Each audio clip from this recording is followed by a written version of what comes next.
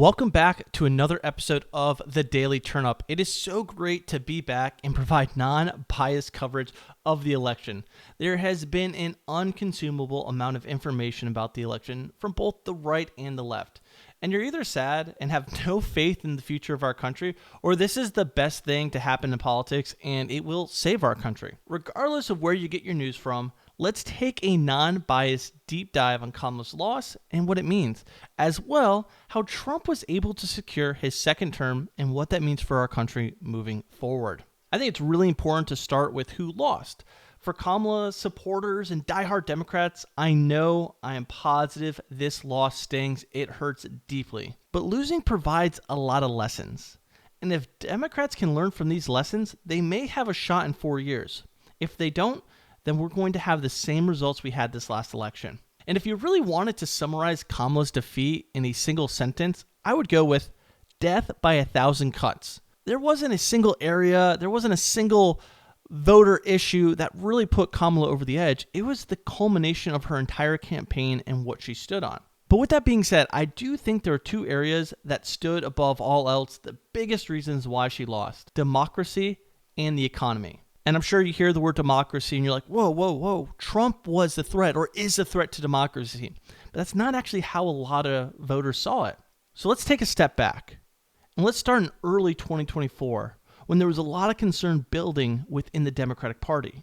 Trump wasn't going away. He won the Republican primary in March 2024. Poll after poll came out and it was saying, hey, this doesn't look good for Biden. Trump is going to win, if not in a landslide. Democrats were put in a tough position. Do we trust the polls or do we trust in Biden? Well, as you can see, they trusted the polls. So a lot of talk gained traction that Biden should step down, that he didn't stand a chance against Trump. So in an unprecedented move, the Republican versus Democrat debate was moved up to June 27th. A strategic move to see if Biden could actually stand up to Trump on a stage and rally his base. It was a gamble. If Biden held his own, he would remain president. If he didn't, the Democrats would be faced with even a more challenging choice. So in short, it was a disaster, and it essentially ended Biden's presidency. And over the next few weeks, the Democrats begged and then forced Biden not to run for re-election. At this point, the Democratic Party had a decision to make: run a makeshift primary or find a candidate that could compete against Trump. And as we know, they selected Vice President Harris. The problem here is that the American people felt betrayed, they felt cheated, and that the process in itself was undemocratic. Let me be very clear. This was very legal, and the Democrats had the ability to do this without breaking a single law. But it doesn't mean that the American people felt okay with it. The party selected the candidate, not the people. It was a stretch of power, and it did not sit well with the people. And, in a lot of ways, lots of Americans knew that while Biden was president, he wasn't really running the show. They could see him speak. They could see that his age had finally caught up to him. And it was safe to say that no one person was running the show in the background, but a group of Democrats throughout each part of the government were working collectively to keep the Biden administration going. And by selecting the next candidate without a single vote was a step too far for a lot of Americans. And when we look at Kamala too, it is important to note that she was blown out in the 2020 primaries. So the American people got a candidate selected by the Democratic Party after the party was essentially running the show for the last 4 years, and it did not sit well. It felt like a betrayal to the people in the primary process. Next, I want to focus on the economy. Americans felt pain, whether it be groceries, interest rates, inflation, buying everyday items, or the inability to buy a house. It isn't fair to blame everything on the president, regardless of the administration. But this is America, and everything good or bad falls on the president. It just is what it is. And it also didn't help that when Trump was president previously, there was no question that the economy was significantly stronger when he was president. Now, you're probably sitting there and you're like, well, of course it was. That was pre-COVID. And COVID is the reason why everything got out of hand. And there's a lot of truth to that.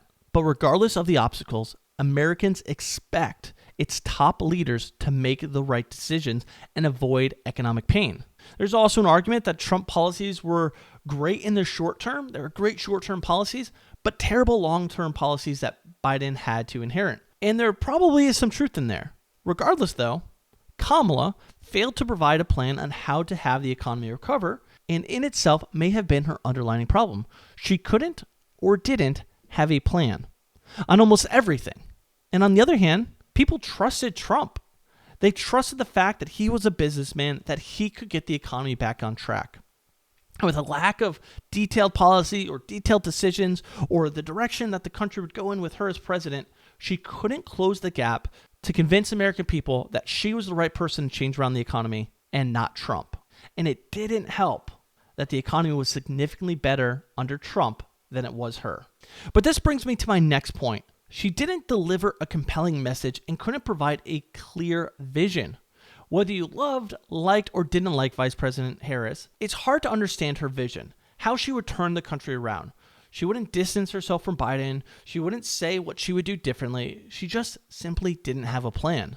She would go on talk shows or read from teleprompters and just not say anything of meaning. And that hurt her a lot. Shifting over, I think it's safe to say that Tim Walz as her VP pick was a bad choice. Now, by no means do I think he lost her the election, but he certainly didn't help. He was a nice guy from the Midwest, just a regular guy, someone that you would be neighbors with, someone you could talk to or hang out. I mean, heck, he was a teacher, and that was the problem. Americans didn't want their neighbor to be vice president. They wanted a person that could handle their own on the world stage, make tough decisions, and well, just be better. They expected more from their VP than the ability to teach high school class, be a good person, whatever it may be. They wanted a leader that could turn things around. And a lot of people pointed to the governor out of Pennsylvania as the person who should have gotten the nod. Also, Pennsylvania is a swing state. And I'm not here to say, and I really don't know, if he was the VP, if that would have tilted the scale of the election, or if that would have just won him Pennsylvania, but they would have lost all the other swing states. I'm not here to say that. I'm just pointing out Tim Walz was not the right selection. Moving on to the next issue, and one I think we're all familiar with, and it seems like it comes up in almost every election of our lifetime. Candidates talk about immigration. And Vice President Harris could not defend her border policies. You have to remember, she was chosen to defend the border when she was elected as vice president. And from the numbers, she did not have a good plan. More illegal immigrants crossed the border in the first 3 years of her vice presidency than at any point under the Trump administration. And even though they were able to bring those numbers down drastically in 2024, it was too little, too late. She didn't have a clear plan. She didn't know what to do, and she couldn't provide a clear vision of the future on how to guard the southern border and what to do with all the illegal immigrants in America. And of course, immigration is a hot topic of discussion. What should we do? Should we close the border? Should we open it? Should we deport immigrants? Should we not? Regardless of how you feel, when you look to a candidate, you want to understand their policy, and you want to make sure that the policy that they select is beneficial to what you want to achieve. And she just could not wrap American minds around, hey, I have the right policy on immigration. Now, to give the Democrats a little bit of a win here, I know it's been a rough few minutes. The one issue Democrats can always count on is abortion and social issues. But in this election, that wasn't enough. The economy, foreign wars, immigration, and democracy were all too important to the American people. And it just seems like the Americans didn't trust VP Harris to do anything about abortion. And so, just to break it down, Roe v. Wade was overturned on June 24th, 2022. That was over 2 years ago. The question arose, what could she do if elected president in 2024 that she or Biden couldn't have done in 2022? And that's the answer. She couldn't provide a reason things would be different under her when Roe v. Wade was overturned. And this circles back to the problem she faced. There was a ton of issues under hers and Biden's administration that just didn't exist under Trump. And she couldn't provide a reason why things would get better. Only how things could get worse if Trump was elected again.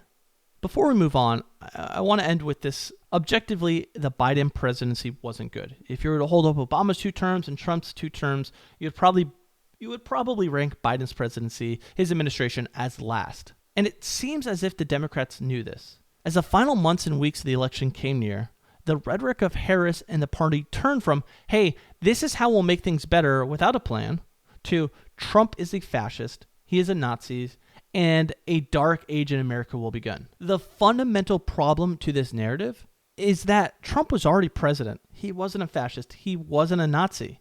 He got a lot of things done, and there was no weight to the narrative. And it really distracted from, hey, this is what I'm going to do as president. I'm going to make these changes. I'm going to fix these issues, to, hey, let me bash my opponent.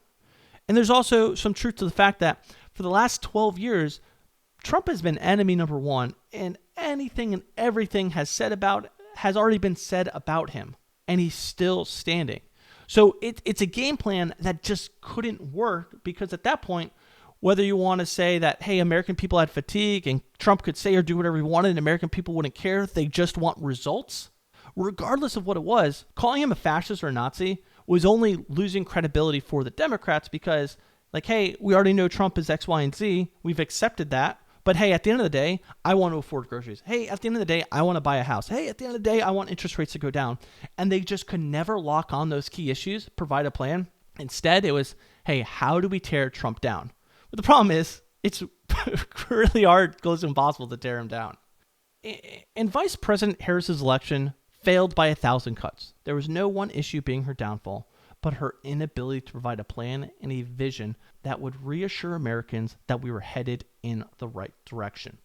And so I want to take a moment now, and I want to transition to why the Democrats should be concerned of their future, and then we'll talk about why they shouldn't be concerned about the future, why they should have hope. And so, similar to the reasons why the Democrats lost, they didn't message correctly. They lost their ability to connect to the American people in a meaningful way, and they didn't have a clear group of people to lead the party. The Democrats have also relied super heavy on celebrity endorsements and traditional cable news like CNN and MSNBC. The problem with the strategy is, unless you already watch those channels, you aren't likely to gain undecided voters. You're not likely to gain a new audience.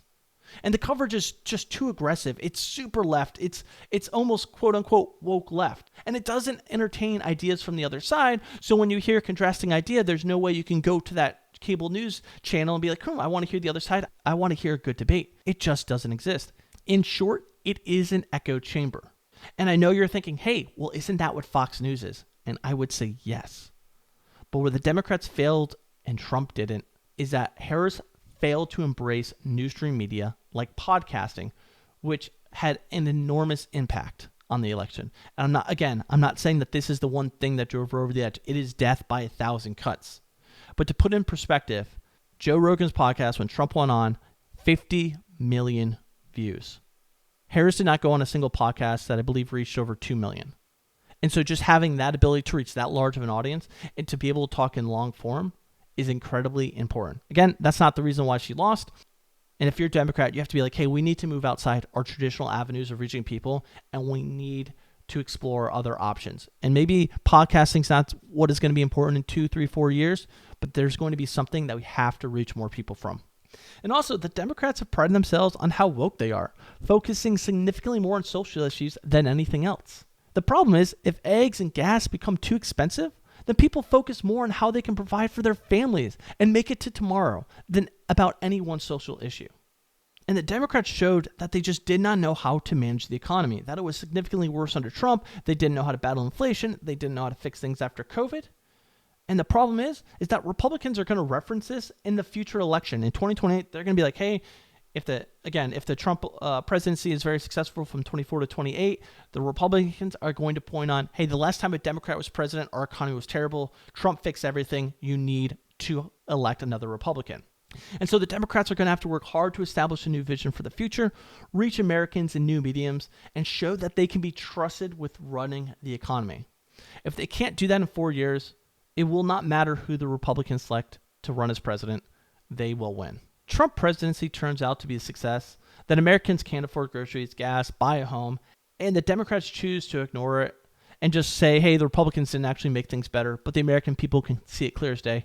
They're going to lose very, very easily in 2028. And lying about results will not work in the age of the internet and AI. It is too easy to look up at a graph and compare good times to bad times, to compare interest rates, to compare home prices, to compare groceries. They will need a poor Trump presidency and a clear future if they want to compete in 2028.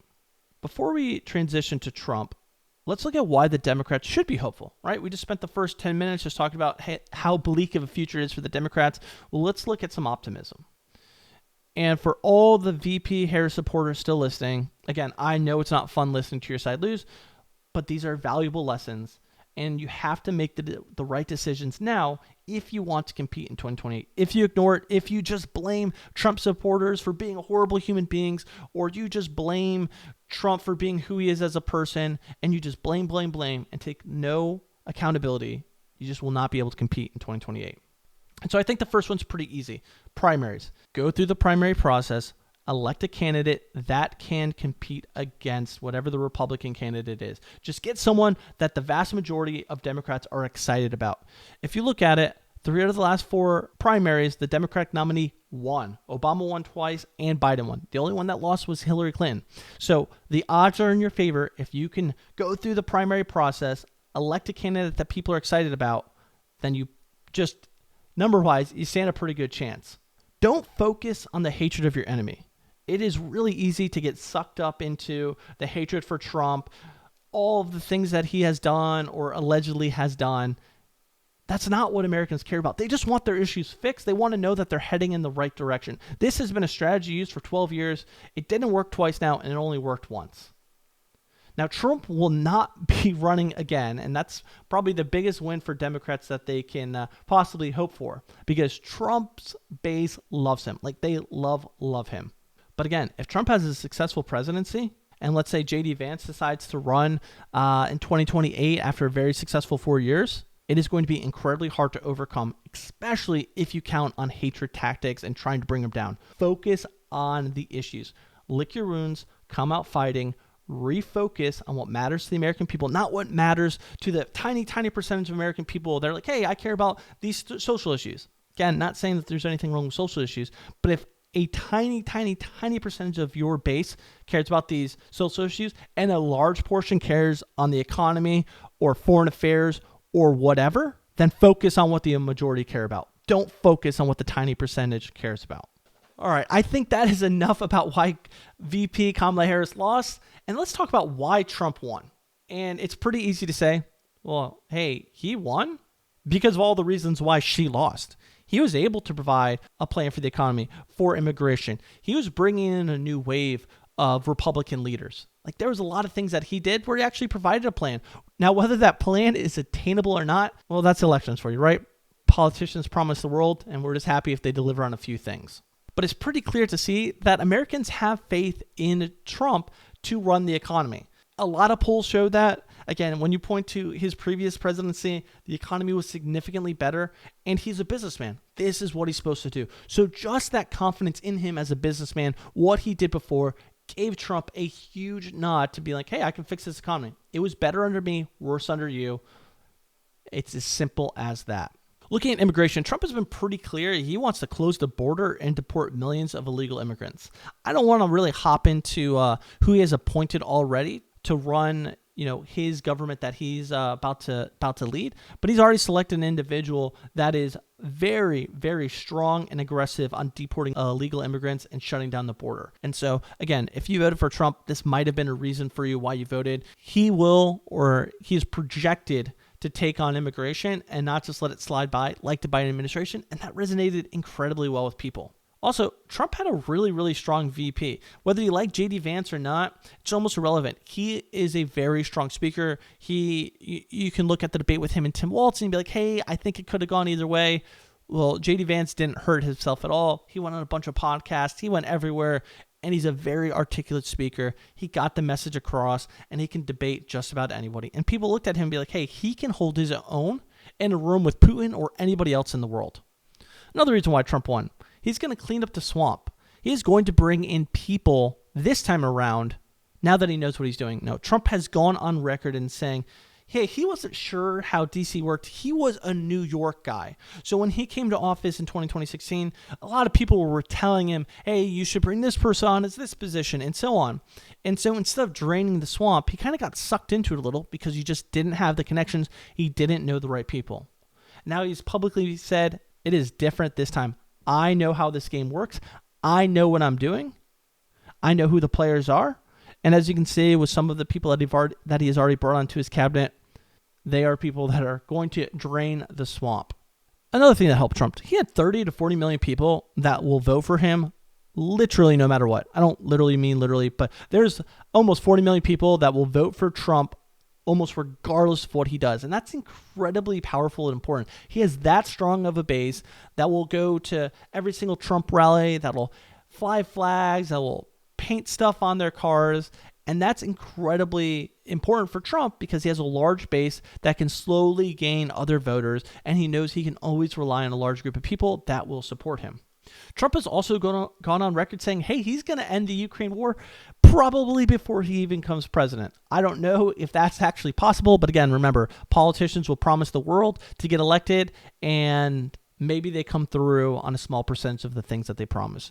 But I do believe American people think that if the war is going to end, it will happen under Trump than Biden or Harris. Now, what that end looks like, that is a totally different episode of the Daily Turn-Up to really deep dive Ukraine and what it looks like. But with his relationship with Putin, with his deal-making abilities, just American people feel like, hey, we're going to stop giving billions of dollars to Ukraine, and we're going to end this war and end our involvement in foreign wars. One thing I spoke about was that she relied on traditional media. She relied on CNN, MSNBC. She relied on scripted interviews.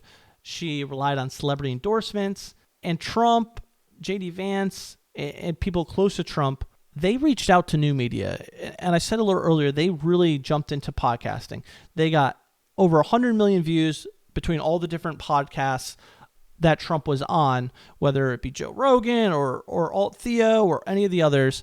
There was just so much exposure to new audience, or at least in a different platform where you could have long interviews where you could really get to know the candidate, really understand their policies, who they are as people, instead of just short 10-minute sound bites on CNN, MSNBC, or Fox News. And that really, really helped Trump in a lot of different ways. And then finally, Trump had a very clear vision. He stuck to his points. He didn't go off brand. He didn't go off messaging. He knew that the economy was important. He knew that immigration was important. He knew ending the war in Ukraine was important. And he followed his game plan. He provided a clear vision. Whether his policies were super deep or at least he said, I will fix this, American people believed him. And that is why, or at least a large majority of why he won the 2024 election. So what do Republicans have to look forward to? And Democrat supporters, people that voted for Kamala, if you're still listening, this is also important to know. Be like, hey, what direction is the country going to head into? I'm really worried. Should I be worried? Is it overblown on the media, or do I have the right level of skepticism? And so, first off, the presidency, the House, and the Senate belong to the Republicans. They have majorities in the House and the Senate. And that's incredibly powerful. I believe Obama had it for 2 years when he was president. It's incredibly important to, one, get all the cabinet appointees actually passed through to get those positions, and to pass whatever policies and agenda Trump wants. If he wants to do certain things at the border, then he has the House and the Senate to support him to get that legislation approved. That is incredibly important. So if you believe in Trump, if you believe in his messaging, then you should be very hopeful, optimistic that a lot of things are going to change, and it's going to change in the favor. Now, if you're a Harris supporter, then you better hope that these decisions are correct, because it does look like, at least right now, that a lot of policies Trump wants to get through are going to get through. And again, if the decisions that the Trump presidency makes are great and people love them, it's pretty much a sure thing that a Republican will win in 2028. But here's the consequence to that, though. It's now or never. This may be the only time in our lifetime where a president will have as much power and influence as Trump. He doesn't play by the rules, or let's take a step back and say at least he pushes the rules to the edge. If he wants to deport millions of illegals, he will. If Trump can't do something that he wants, whether it be the economy, whether it be pulling out of the wars, foreign wars, then I'm not sure there's a president or an administration that can. And that's not to say that Trump is all powerful, that he can do whatever he wants, that he's a dictator. He's not. There's checks and balances, but he has the will to make actual change instead of following the status quo. If you look at last presidencies, it's, hey, we're just going to follow the status quo. We're going to do what we've always done. It's worked. It's gotten us this far. And Trump's like, hey, no, it hasn't. We're going downward. We're like Rome, 200-year, descent until it implodes. We need to make massive change now. And if Trump can't make massive change, then it kind of seems clear that, is there anyone else that can? And also, there's almost a new wave of Republicans. The old guard is on its way out. Think like Mitch McConnell, and the new wave is here. So with this new wave of Republicans, with the support around Trump, I would imagine a lot of things are going to get done. And again, if those decisions are positive, a Republican will win in 2028, or at least has a high chance. But if they don't go well, then they're probably going to lose. And that's where I want to shift over to, hey, why should Republicans be concerned now? You have the House, you have the Senate, you have the president, you have everything on your side, and there is no excuse for failure. In short, if you fail to deliver on the promises, the Democrats will rip you apart, and there won't be Trump standing in the way in 2028. This is the last time you have Trump, and there's really not another Republican that has the persona that Trump has, that people believe in as much as Trump. And think of it this way. The Republicans have essentially pushed all their chips in the middle of the table. They are all in, and they need to execute the policies. They need to execute the game plan, because if they don't and they fail, it doesn't matter. It doesn't matter who they put in to be president in 2028 or to run for president in 2028. These 4 years will determine the next election, not the candidates. I'm very confident. That may be a little biased take, but I really, really see that happening here. And so what's next? The Democrats are trying to figure out what's next for them as they lost the House and the Senate. They're scrambling. They're going to try to look internal, identify new leaders in the party, try and build a coalition, get some Republicans on their side to either be able to fight some of the policies that Trump wants to get through. But right now, the Democrats are taking a back seat, and that's kind of the bottom line right now. It is Trump's Republican Party that is leading the country, at least for the next 2 years. And so right now we're looking at, hey, who's Trump's going to pick in his cabinet? You know, you have RFK, Tulsi Gabbard. There's a lot of people that are being brought onto the Trump administration. Of course, they still have to be confirmed leading up until January 20th. And once Trump becomes president, you know, he has his first 100 days of what he's going to try and get done. And he's going to try and get out of Ukraine. He's going to try and clean up the border, and he's going to try very quickly to turn the economy around. I think these 100 days are going to be incredibly important. And so thank you so much for listening to this episode. Try to provide you a very non-biased take on what's going on in the world. As you know, we go on to our favorite podcast, and our favorite podcaster is almost leaning one way or another right now, whether it be left or right or mainstream media. And you kind of just want a clear idea of what's going to happen. And to leave a little non-biased and to kind of give an opinion here, it's going to be okay. I don't think it's going to be as bad as some individuals think. And I also don't think it's going to be as good as others think. I think it's going to be hard to enact these policies successfully. It's going to be really, really challenging. A lot of support, a lot of money is going to be used. And then you have others like Elon Musk that are now being involved in the mix where they're going to try and cut some government programs. So it's going to be really hard cutting government programs, adding government programs to make this changes. Just know everything's going to be okay. We've survived a lot as a country. And hopefully a lot of good comes from this. But we will see in the coming days, the weeks, the months, how this shapes up. And if you guys enjoyed this episode and you want me to bring back the Daily Turn-Up, please leave a comment, ask for more episodes, hit like, hit share, subscribe to the channel. I haven't done this in over 2 years. So if you're like, hey, I like this non-biased take, I like knowing what's going on without a narrative being shoved down my throat, just give me the support on this video, and I will do another video, whether it's talking about the cabinet picks, whether it's talking about the first 100 days, or something that's really pressing and important to us American people. So thank you so much for listening. I really appreciate the support. I hope you have a great rest of your day.